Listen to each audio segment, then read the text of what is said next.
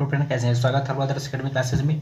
पिछले क्लास में बायोलॉजी में अकारकी देख रहे थे। अकारकी में जड़ के प्रकार देख रहे थे। जड़ में अपस्थानिक जड़ देख रहे थे, जिसमें वलयाकार जड़, ग्रंथिल जड़, पुलकित जड़ सब देख लिए थे। अब उससे आगे देखेंगे यांत्रिक सहारा के लिए जो रूपांतरित जड़ें होती है उसमें देखेंगे। और पहला देखेंगे स्तंभ मूल। पहला क्या देखेंगे? स्तंभ मूल देखेंगे। तो स्तंभ मूल क्या होता है? इस प्रकार के जड़ जो होता है वृक्ष की शाखाओं में निकलती है। मतलब कोई पेड़ है, उसके ऊपर से जो है इस तरीके से, मान ली कि यह प्लांट है, तो यहाँ से जो है शाखा जो इस तरीके से जड़ निकल, जैसे बरगद का पेड़ देखते होंगे, उसमें शाखाएं से जो है जड़ निकलते रहता है। बच्चे से उसमें जो है करके उसे लटकते हुए हिलवा की तरह भी हिलते हैं। तो उसे जड़ के वृक्ष से शाखाएं से जो है निकलती होती है। जैसे अब बरगद का पेड़ देखेंगे, इंडियन रबर का देखेंगे, पीपल का पेड़ देखेंगे, उसमें भी जो है निकलते रहता है। तो स्तंभ मूल समझ गए होंगे। स्तंभ मूल इस प्रकार के जड़ वृक्ष की शाखा होती है। इसमें लिख सकते हैं, स्तंभ मूल लिखिएगा कि इस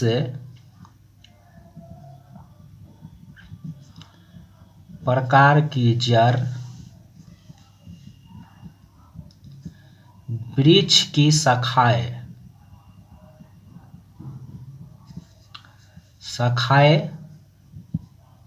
वृक्ष की शाखाएं से निकलती रहती है। एग्जाम्पल में आप लिख लीजिएगा। जैसे एग्जाम्पल में पूछेगा तो पहला तो हो जाएगा आपका बरगद, उसके बाद हो जाएगा आपका इंडियन रबर, उसके बाद हो जाएगा पीपल। यह तीनों लिख लीजिएगा। बरगद का पेड़, जैसे कलकत्ता का नाम सुने होंगे, ईडन गार्डन का नाम सुनेंगे, वहाँ पर जो है बरगद का एक पेड़ है जो लगभग जो है 200 साल जो है पुराना है। और लगभग उसमें जो है 6000 से जो है अधिक जो है उसमें रूट जो है उसमें मौजूद है। अभी तक जो है बहुत सारे इनाम भी इस पर रखा गया था रूट को खोजने के लिए। अभी तक जो है जड़ नहीं खोजा गया, तो कलकत्ता में है। चलिए नेक्स्ट पॉइंट देखेंगे। अब नेक्स्ट पॉइंट देखेंगे स्तंभ मूल। तो स्तंभ मूल देखेंगे। स्तंभ मूल में क्या होता है तो नोट कीजिएगा। स्तंभ मूल में जो जड़ जो होती है वह तना के आधार से निकलता है। तना के कहाँ से निकलता है? आधार से निकलती है, यानी नोट से निकलती है। जैसे मक्का का जड़ हो जाएगा, तो इसमें लिखिए कि यह जो है, लिखिएगा यह जड़ तना के आधार के निकट से निकलती है। जैसे एग्जाम्पल से आपका समझ क्लियर हो जाएगा। और जैसे एग्जाम्पल में होगा आपका मक्का हो जाएगा, ठीक है, और गन्ना। यह दोनों पौधा को देखे होंगे। जैसे मान लीजिए कि यह मक्का का प्लांट है, ठीक है, मक्का का प्लांट है। तो इसके आधार से जो है ना, इसके जमीन में यह मान लीजिए कि धंसा हुआ है, पौधा लगा हुआ है, तो उसके आधार से देखिएगा इस तरीके से जो है जड़ जो है निकला हुआ रहता है। तो यह मक्का और गन्ना दोनों में आपको देखने को मिलेगा, तना के ऊपर से निकले हुए रहता है। तो स्तंभ मूल यह जो है जड़ जो है तना के आधार के निकट से निकलती है, उसे स्तंभ मूल कहा जाता है। और जैसे में आपका मक्का हो गया और क्या हो गया, गन्ना, यह स्तंभ मूल के अंतर्गत आता है। चलिए नेक्स्ट देखेंगे आरोही जड़। तो आरोही जड़ जो होता है, इस प्रकार के जड़ भी तना से ही निकलते हैं और यह पौधे को आधार पर चढ़ने में मदद करता है। तना से ही निकलता है। आरोही जड़ जो है ये भी कहाँ से निकलता है? नोट कीजिए, ये भी तना से निकलती है। कहाँ से निकलती है? तना से निकलती है, तथा यह पौधे को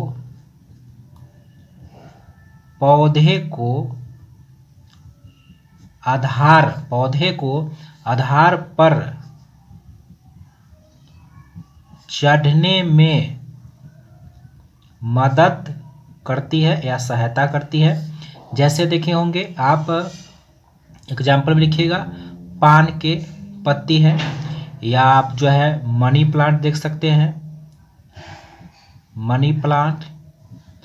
यह जो भी तना से निकलता है लेकिन पौधे को आधार पर चढ़ने में मदद करता है। कौन? तो यह पान हो गया और मनी प्लांट हो, यह जो है आरोही मूल यानी आरोही जड़ का जो है उदाहरण है। किसका उदाहरण है?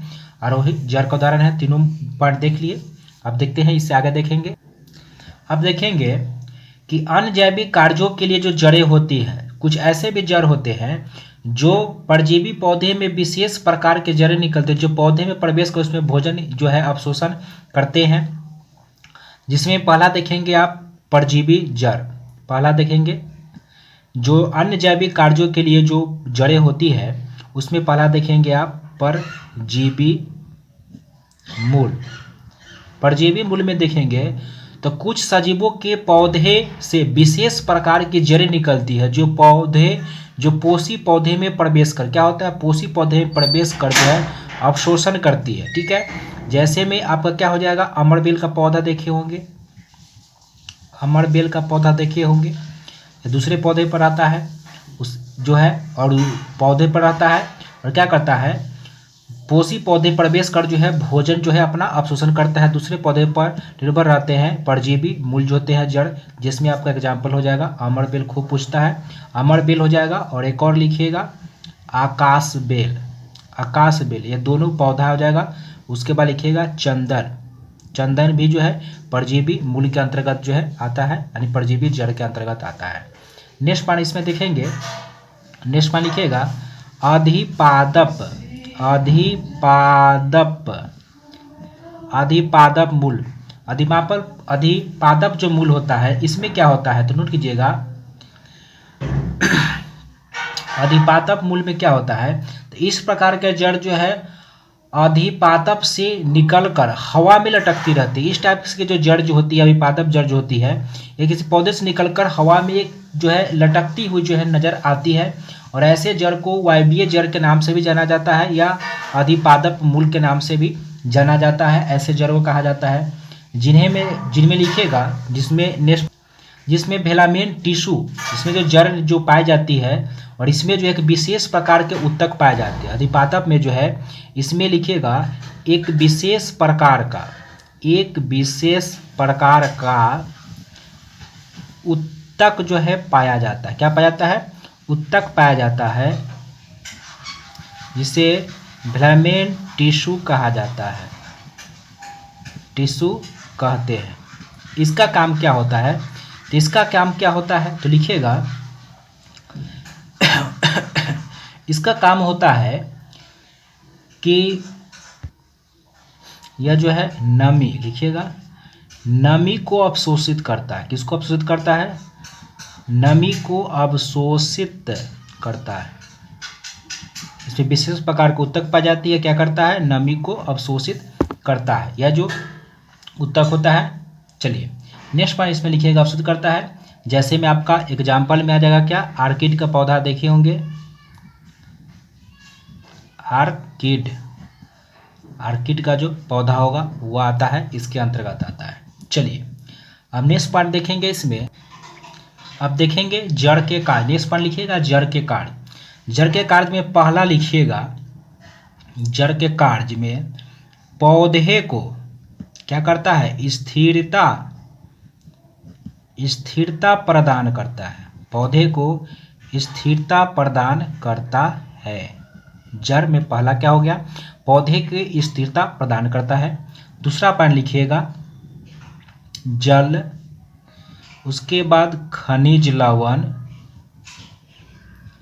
लवण का अवशोषण करती है और पौधे तक जो है पहुंचता है, किसके माध्यम से, जो है जाइलम के माध्यम से। तो वो सारे आगे फिर देखेंगे जाइलम के बारे में। तो जड़ के मुख्य कार्य हो गया क्या, पौधे को स्थिरता प्रदान करता है और जल खनिज लवण का जो है अवशोषण करता है जमीन से। यह पौधे का मुख्य कार्य हो गया। अब नेक्स्ट पॉइंट देखते हैं। अब देखेंगे यह था जितने भी पॉइंट अभी पढ़ाए पिछले क्लास में भी और अभी यहाँ तक जो है सब जड़ से रिलेटेड पॉइंट था। सारे पॉइंट को अच्छे से नोट कीजिएगा। इसमें एक पॉइंट और देखेंगे, स्वांगिकार जड़ या प्रकाश संश्लेषी जड़, इसमें एक और बचा हुआ है, चलिए उसे देख ले। चलिए स्वांगिकार जड़ या प्रकाश संश्लेषी जड़ देखेंगे। इस प्रकार की जो जड़ें जो होती है, इस प्रकार के जड़ जो है हरी होती है और हरा होने के कारण भी क्या होता है, इन्हें प्रकाश संश्लेषण की क्रिया होती है, इसीलिए स्वांगिकार जड़ या प्रकाश संश्लेषी जड़ कहा जाता है। पिछले पॉइंट में लिखा है तो जड़ के बारे में बताए थे, तो वहाँ पर बताए थे कि जनरली जड़ जो में जो है क्लोरोफिल नहीं पाया जाता है, प्रकाश का जो क्रिया होती है प्रकाश में क्रिया नहीं होती है, लेकिन वहाँ पर ध्यान होगा तो लिखाए तो वहाँ पर सिंघाड़ा आपको लिखाए थे, अपवाद में लिखाए थे कि जिसमें जो है क्लोरोफिल पाया जाता है प्रकाश में क्रिया होती है। तो स्वांगीकार जड़ में लिखिएगा इस प्रकार की जड़ जो है, इसमें लिखिएगा कि इस प्रकार की जड़ हरी होती है। कैसा होते हैं? इस प्रकार की जो जड़ होती है हरी होती है। इसका कारण क्या है? हरा होने का कारण क्या है? तो हरा होने का कारण है कि इसमें क्या पाया जाता है? क्लोरोफिल।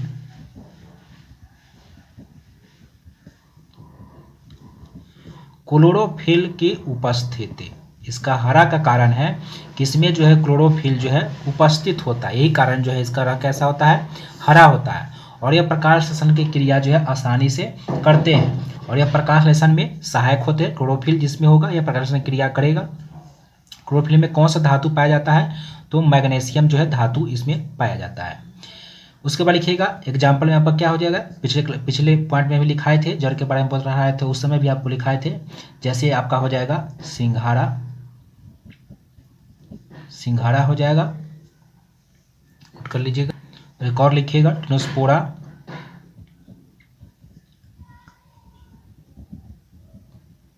यह दोनों जड़ जो है नोट कर लीजिएगा एग्जाम्पल में। चलिए तो ये जड़ से रिलेटेड पॉइंट अब खत्म होता है, जड़ के कार्य भी आपको बता दिए। अब देखते हैं नेक्स्ट पॉइंट देखेंगे तना। तो चलिए तना देखते हैं। सारे पॉइंट को अच्छे से नोट कर लीजिएगा पूरा विस्तार से। हर एक पौधे के जो है हर एक प्रकार के बारे में देखेंगे। आकारिकी में जो है मैफ्रोलॉजी में प्रकार पौधे के जो है बाहरी भाग का अध्ययन किया जाता है इसके अंतर्गत। फर्स्ट क्लास में ये सारे बात बता चुके हैं। तो चलिए अब देखेंगे पौधे का जो मेन भाग होता है जड़ के बाद। अब देखेंगे तना।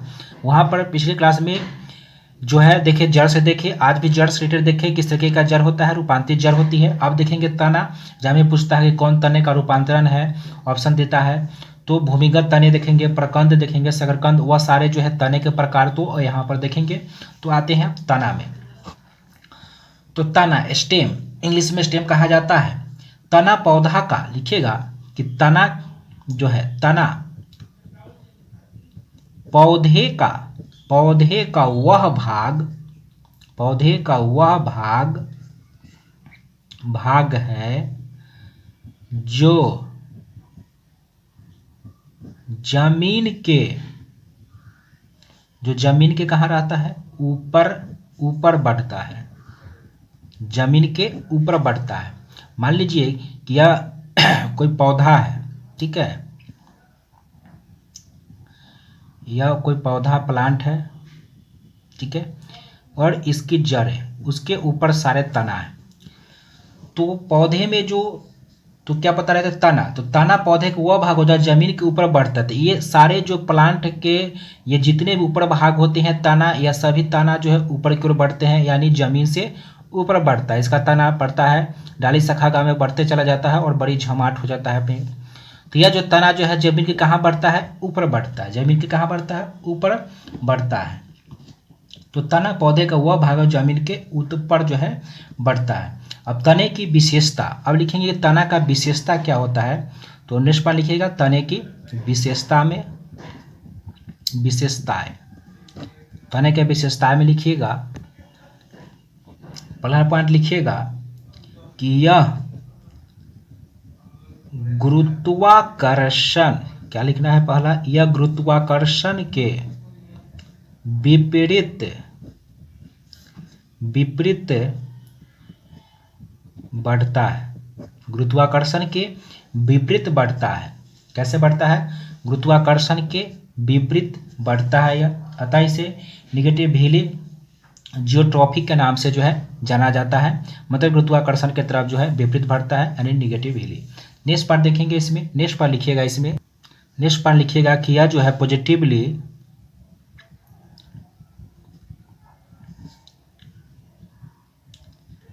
फोटोट्रॉपिक होता है, ठीक है, होता है। इसका मतलब होता है प्रकाश की ओर बढ़ना, प्रकाश की ओर जो है बढ़ना। पिछले पार्ट में भी लिखाए थे, इसमें अपवाद में भी लिखाए थे। जैसे भूमिगत तना, इसका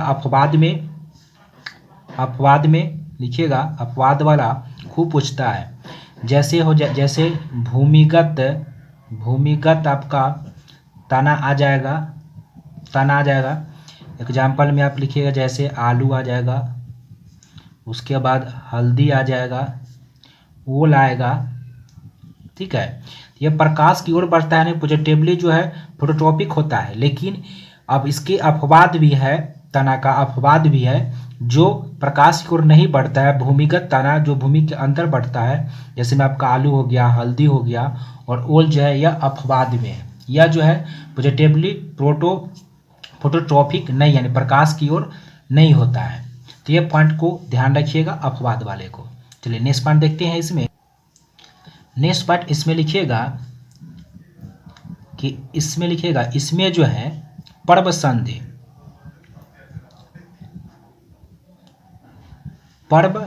संधि यानी इंग्लिश में इसे कहा जाता है नोट्स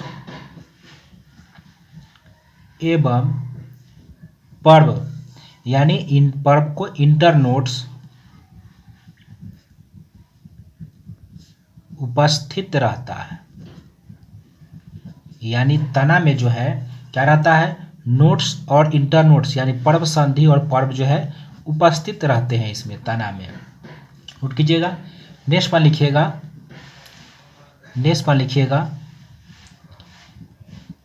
कलिया उपस्थित होता है। कलिया क्या होता है इसमें, कलिया जो है इसमें उपस्थित होता है। जड़ में लिखाएंगे याद होगा, उसमें लिखा गया था कि कलिया जो है वहाँ पर अनुपस्थित होता है, लेकिन इसमें पर्व संधिया और कलिया जो है इसमें उपस्थित होता है। और इसके लिखिएगा, नेक्स्ट पर लिखिएगा इसमें कि यह जो है परांकुर भाग से, किस भाग से, बहुत इंपॉर्टेंट क्वेश्चन है, इसको अच्छे से नोट कीजिएगा, बीबीए मार लीजिएगा। परांकुर से विकसित होता है। कई बार एग्जाम में पूछ चुका है कि तने जो होता है वो पौधे किस भाग से विकसित होता है, तो यह जो है परांकुर से विकसित होता है। किससे विकसित होता है, परांकुर से विकसित होता है। अब देखेंगे तने के प्रकार में, जैसे मजबूत तना और कमजोर तना।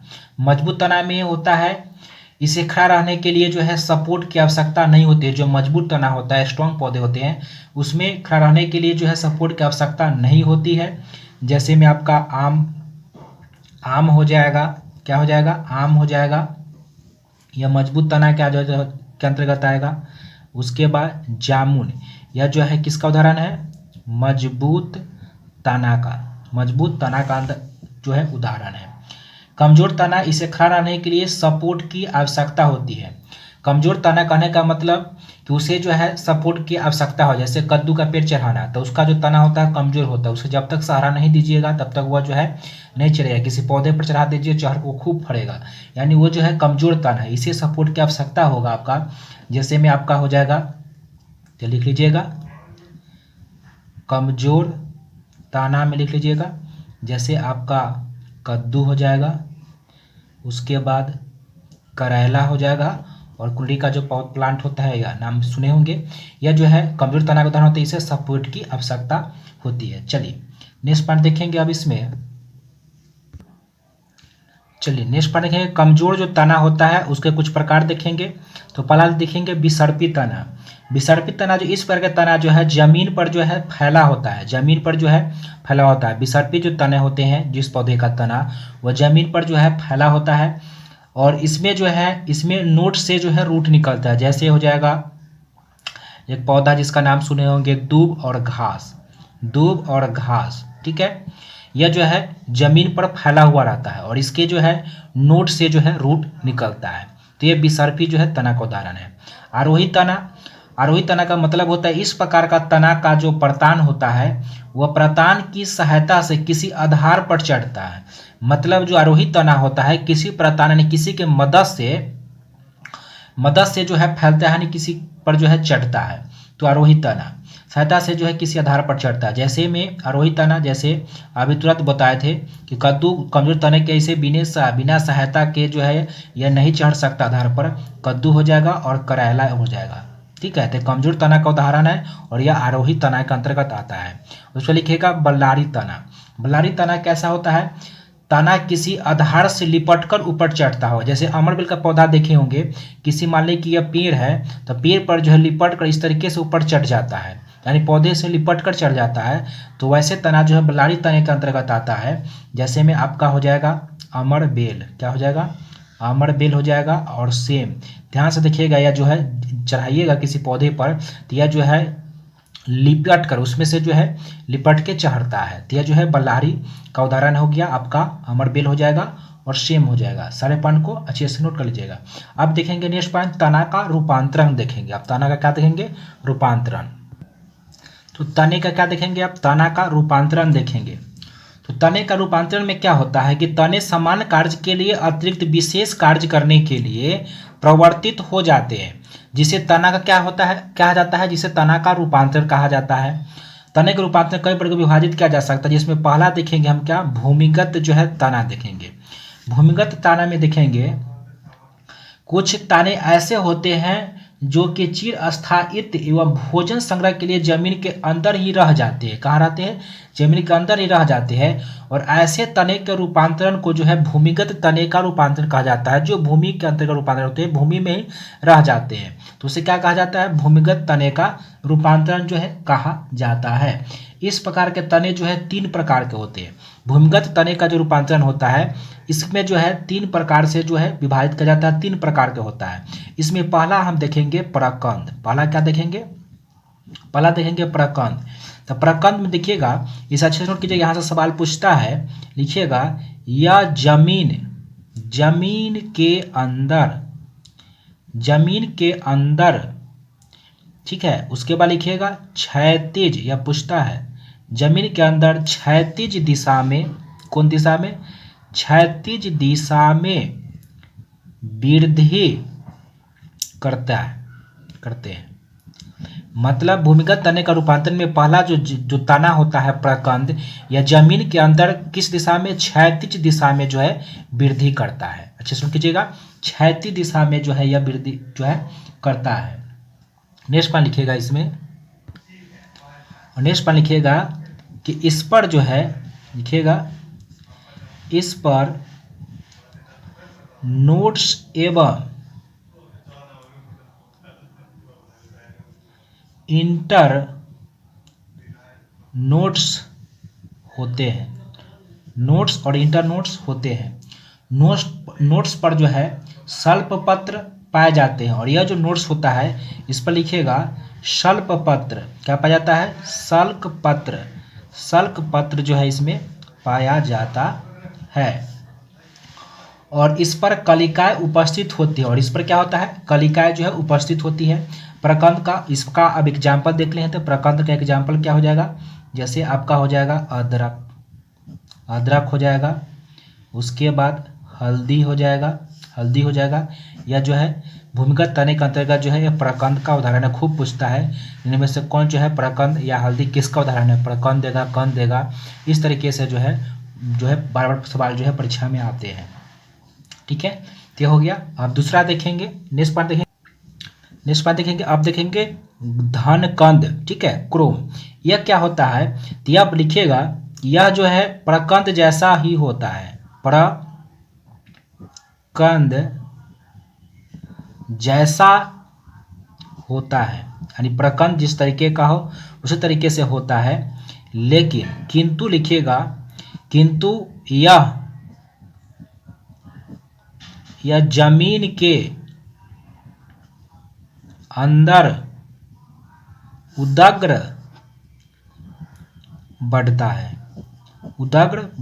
मतलब उदग्र दिशा में। जबकि प्रकंद में देखे थे कि यह जो है क्षैतिज दिशा में बढ़ता है जमीन के अंदर, लेकिन यह जो है उदग्र दिशा में बढ़ता है तथा अपेक्षाकृत मोटा होता है। यानी प्रकंद के अपेक्षाकृत, लिखिएगा अपेक्षाकृत कैसा होता है? अपेक्षाकृत जो है मोटा होता है। अपेक्षाकृत कैसा होता है? मोटा होता है। अब एग्जाम्पल में हम देख लेंगे, ओल, ओल स्वाभाविक रूप से मोटा हो जाएगा। उसके बाद अरबी, अरबी जैसे ओल हो गया और आपका अरबी हो गया, यह धन कोंद का अंतरंग यानी क्रोम का उदाहरण हो गया। 6.5 से नोट कर लीजिएगा। अब इसमें नेक्स्ट पॉइंट देखेंगे, अब देखेंगे सल्क कंद, ठीक है, बुल्ब। यह कैसा होता है, इसमें तना बहुत जो है, इसका जो तना होता है ना, तना वह बहुत छोटा होता है, देखिएगा बहुत छोटा होता है। जो सल्क कंद जो होता है यह बहुत जो है छोटा होता है। कैसा होता है, बहुत छोटा होता है। और इसके नीचे से रेशेदार जड़ निकलता है। और नीचे से कैसा जड़ निकलता है, नीचे से जो है रेशेदार, रेशेदार जो है, रेशेदार जड़ जो है निकलता है, रेशेदार जड़ जो है निकलता है। और ऊपर से मांसल पत्र तथा सल्क पत्र निकलता है। ऊपर से क्या निकलेगा, टेस्ट में लिखिएगा, और ऊपर से आपका जो है सल्क पत्र एवं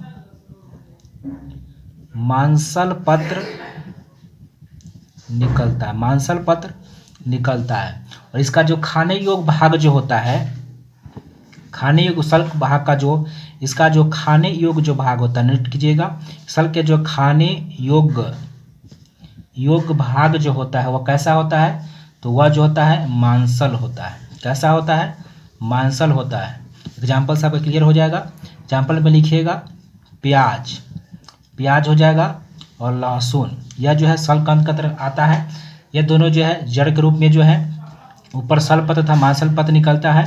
और यह जो है बहुत तना बहुत जो है छोटा होता है, और नीचे से जो है रेशेदार जड़ निकलता है। देखिएगा प्याज जो है रेशेदार जो है जड़ जो है इस तरीके से जो है जड़ जो है इसका निकलता रहता है। लहसुन में भी देखे होंगे तो रेशेदार जड़ निकलता है। तो प्याज और लहसुन जो है यह आपका जो है सल्क के अंतर्गत जो है सल्क कंद के जो है अंतर्गत आ जाएगा। ठीक है, इसमें देखेंगे नेक्स्ट पॉइंट देखेंगे कल नेक्स्ट क्लास में देखेंगे। तो सारे पॉइंट अच्छे से ईमानदारी सुन कर लीजिएगा। वीडियो पसंद है तो लाइक और शेयर जरूर करें। कल देखेंगे, इससे आगे तो मिलते हैं कल नेक्स्ट